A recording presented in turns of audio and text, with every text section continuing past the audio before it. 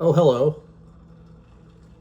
You caught me making my fourth cup of coffee today because it is the day after daylight savings time.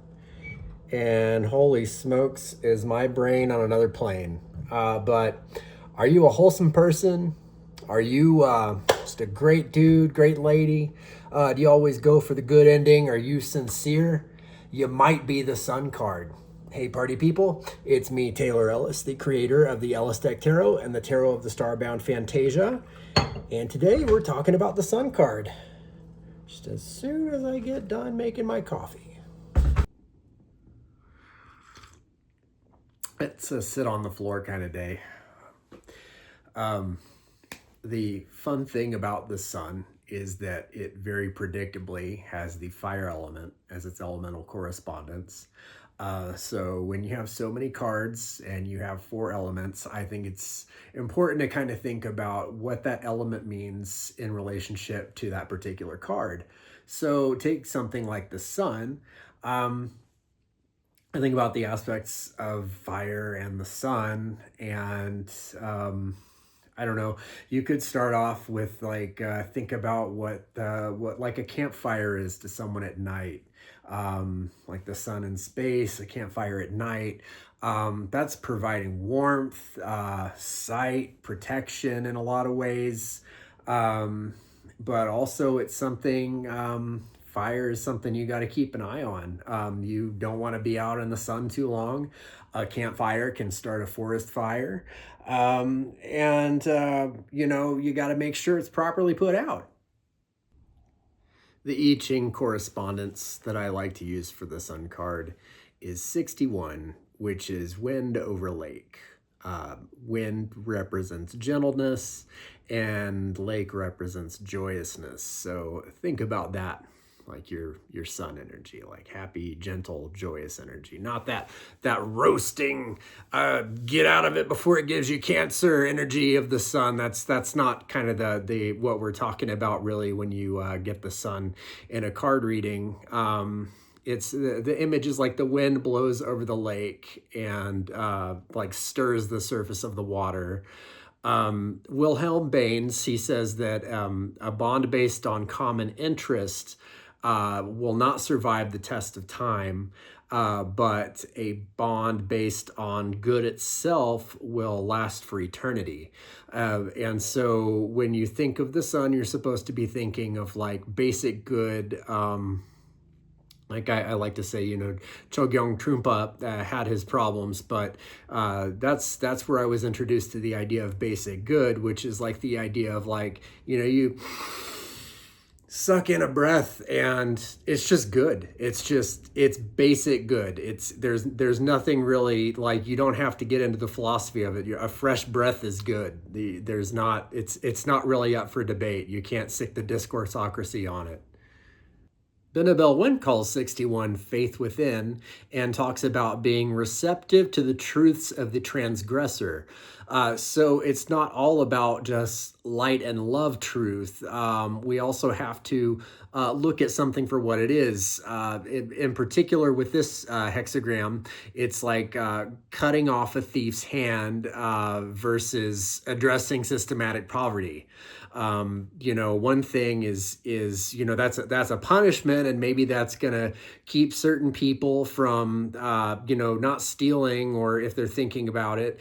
But ultimately, there's gonna be other people that are like, well, as long as I don't get caught, it's probably fine.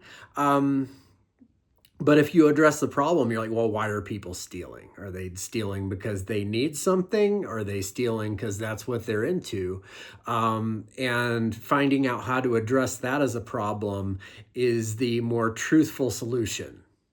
The astrology bit's going to be real short today because the astrological correspondence for the sun is the sun.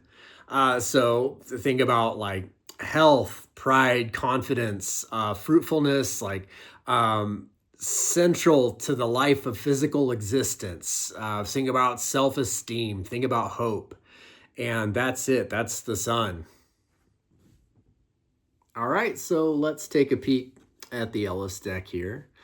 And at the bottom, we have like our high priestess character. She's wearing like a hawk costume, like think of like the hawk of the sun, like the Egyptian sun god. Think about like life, light, warmth, kinship, going back to that inner truth, the 61 of the I Ching. Like she's raising her arms up to receive warmth, to receive this truth. And in the sequence of the major arcana, she's pictured in like a transcendent form on the next card, in card 20. Behind her, these like bountiful green trees, like there's these green leaves, or like I don't know, nature's solar panel. They're like storing all that solar energy. And then the yellow color behind the sun is like this the yellow solar plexus chakra, that like personal, like universal power.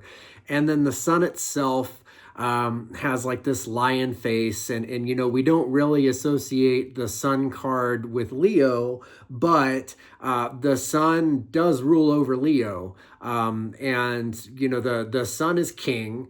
And also, you know, I think, you know, we could make a video that would go on, you know, big 4-hour deep dive that's not going to get made, but like every single like culture that has worshipped the sun in some capacity. And then like we have the lines, the energy lines like moving out, like that's like that basic goodness we were talking about pervading.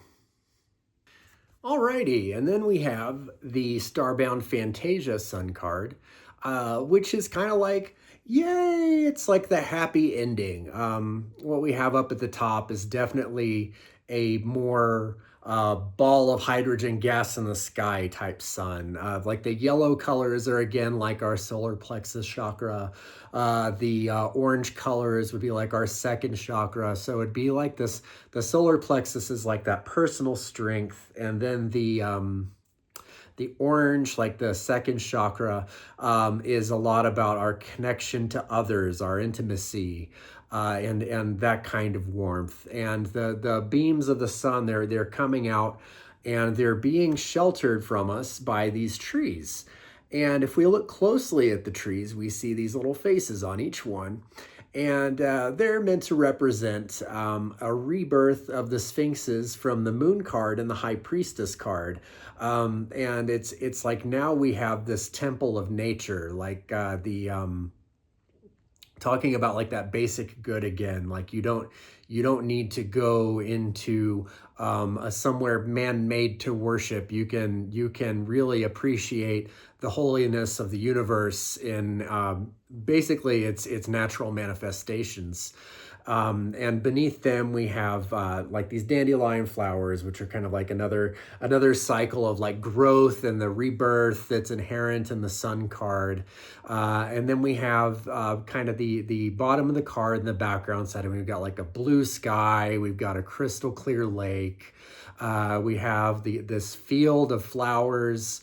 And it's kind of this homage to like when I was growing up, there were these games put out by a company called Sierra, and they had these EGA was the graphics mode. That was before 256 colors. And just nerd moment here, but I was inspired by the colors used in those games, and for me that was a lot of like happy memories to me. And I don't know, just looking at that sort of made me think of like something pretty. And I wanted that to be something present in my own sun card. And down here at the bottom, we have like a maiden, like this pilgrim, and they're meeting a unicorn. It's like this happy ending is happening here. And she's offering, like in the other card where it's like the hands are up and like this offering. Well, she's offering this apple to the unicorn, and the unicorn is blessing it and turning it into gold. And in the story of these cards, it's planted in the ground, and from that sprouts the Aeon, the next Aeon in the Judgment card, the following card in this set. So we have kind of just, like I said, it's the spirit of a happy ending. It's like this should just scrub the soul. In a lot of ways, our sun card is the highest example of an ability to find the sacred in the mundane. The sun, for all its life-giving glory, is a material object. For those who say that there's no real magic, just look at that thing. But use eye protection. If you made it this far, you're the sun in my life. Click like and subscribe if you'd like to shine some rays of sun down on me. And if you'd like to buy one of my tarot decks, you can visit one of the links down below. Other than that, I appreciate your time today and happy reading.